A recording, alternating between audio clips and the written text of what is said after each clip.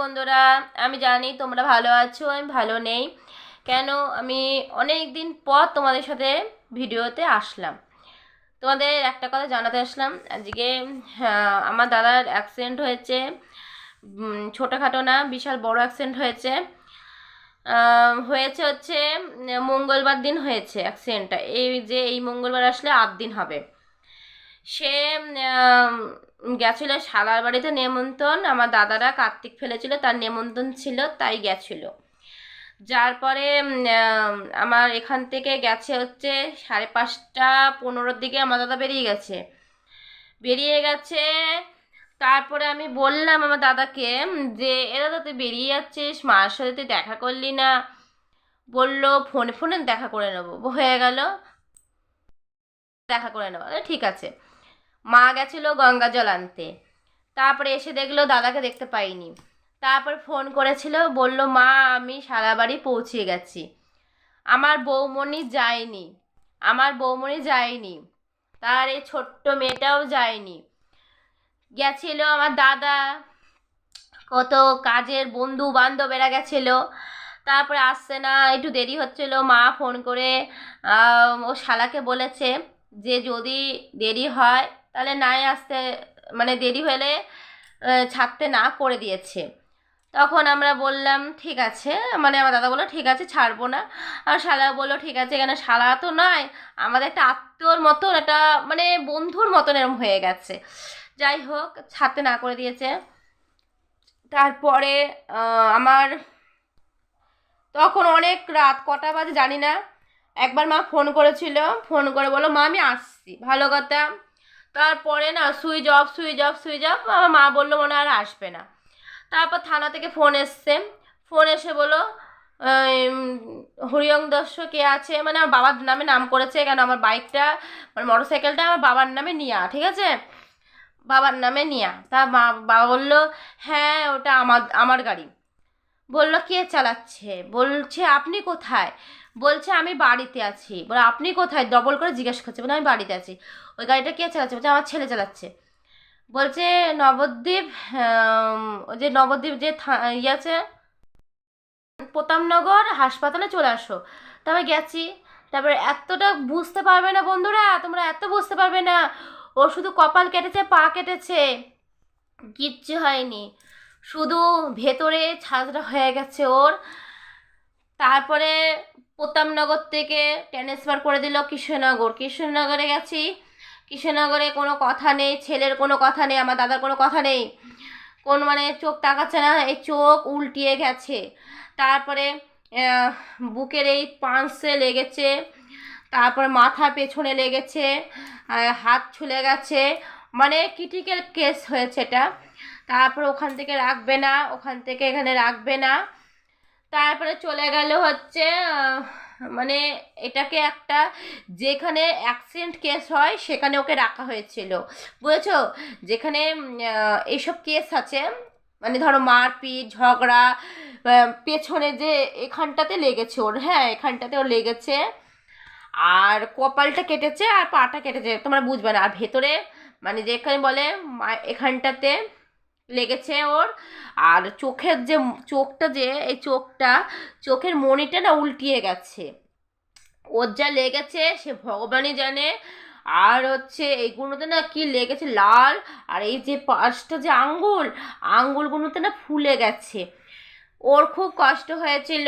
তারপরে কষ্টটা বলতে পারছিল না, একদম স্টপ হয়ে গেছিলো। কল্যাণীতে নিয়ে যাওয়া হয়েছিল, কল্যাণী শক্তিনগর নিয়ে যাওয়া হয়েছিল।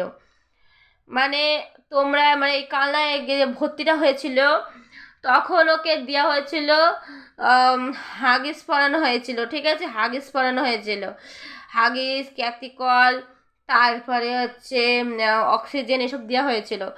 কেন ওকে নিঃশ্বাস নিয়ে আসছে, কথা বলাবে, এই দাঁতের যে আমাদের যে দাঁতটা আছে মাড়িটা ফেটে গেছে, জিভটা ফেটে গেছে, যে একটুখানি যে জিভটা আমরা জিভে যে স্বাদ বুঝি সব কিছু যে বুঝি সেটা ফেটে গেছে। ওর মারাত্মকভাবে লেগেছে। তা আমাদের নবদ্বীপে যে হাসপাতাল, প্রতাপনগর হাসপাতাল থেকে ট্রান্সফার করে দিয়েছে। এতটাই লেগেছে, প্রতাপনগর ট্রান্সফার করে দিয়ে কৃষ্ণনগর, হ্যাঁ দাঁড়াও, কৃষ্ণনগর থেকে এরম ক্রিটিক্যাল কেস থেকে মানে এরম হয়েছিল, সঙ্গে সঙ্গে মানে ছেড়ে দিতে বলল। পরের দিন আমরা কৃষ্ণনগর থেকে আমরা রেফার নিয়ে নিয়েছিলাম কলকাতা চিত্তরঞ্জনে ভর্তি ছিল। সেইখানে প্যাম্পাস পরিয়েছে, এরম বোঝো বন্ধুরা, এরম হয়েছে, প্যাম্পাস পরিয়েছে, তারপরে ক্যাথিকল লাগিয়েছে, অক্সিজেন দিয়েছে, ওর এতটাই ইয়ে হয়েছিল। তারপর ওখানেও হচ্ছিল না, তারপরে নিয়ে চলে যাচ্ছিলাম ওই মাইক্রো কি একটা হাসপাতাল আছে, নার্সিংহোম, সেখানে কালকে ভর্তি করা হয়েছে। এখন ভুলভাল বকছে, কিন্তু ঠাকুর ইচ্ছায়, তোমাদের ইচ্ছায় তোমরা ঠাকুরকে ডাকো। তোমাদেরও জানি যে তোমাদেরও দাদা আছে, ভাই আছে, তোমাদেরও বলবো, কামনা করতে বলবো যে ভালো থাকো, সুস্থ থাকো, আর বাইকটা আস্তে চালিও। আর কখন কার বিপদ আসে কেউ কিন্তু বলে আসে না। এই দেখো আমার দাদা কিন্তু ভালোভাবে গেল, টুক করে বিপদটা হয়ে গেল, কি বলে এসেছে? বলে আসেনি যে আমি তোর বাড়িতে আসছি, কখনো কিন্তু বলে আসে না। আমাদের বিপদ কোন সময় কার কপালে আসে কখন কাউকে বলে আসে না। তাই তোমাদের একটু সাবধান করে দিচ্ছি বন্ধুরা, যারা একটু গাড়ি চালাবে না, একটু সাবধানে গাড়ি চালাবে, মানে আস্তে, পিক আপটা আস্তে দিয়ে গাড়িটা চালাবে। তাহলে তোমাদের মাথায় মনে থাকবে যে এরকম একটা মানে বিপদ হয়েছিল। আর আর দাঁড়াও, আর হচ্ছে তোমাদের যারা গাড়িকে ভালোবাসো, মানে কি বলবো, তোমরা যে মানে এই ভিডিওটা তোমরা একটুখানি শেয়ার করে দিও।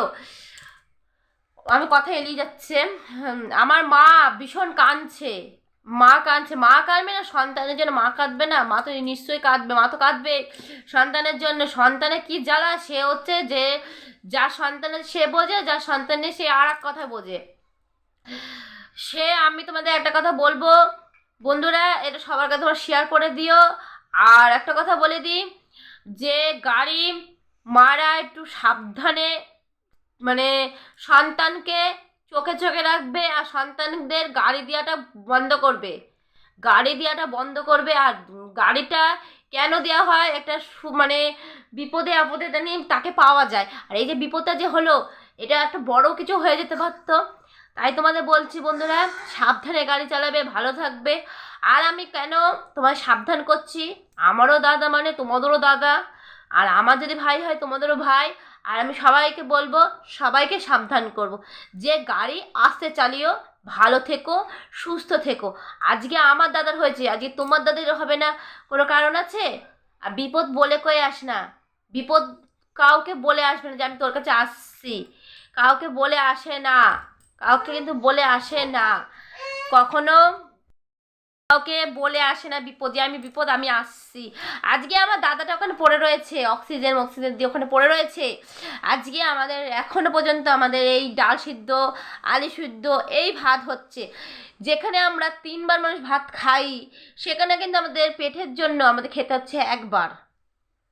বুঝেছো বন্ধুরা? সেখানে খেতে হচ্ছে একবার।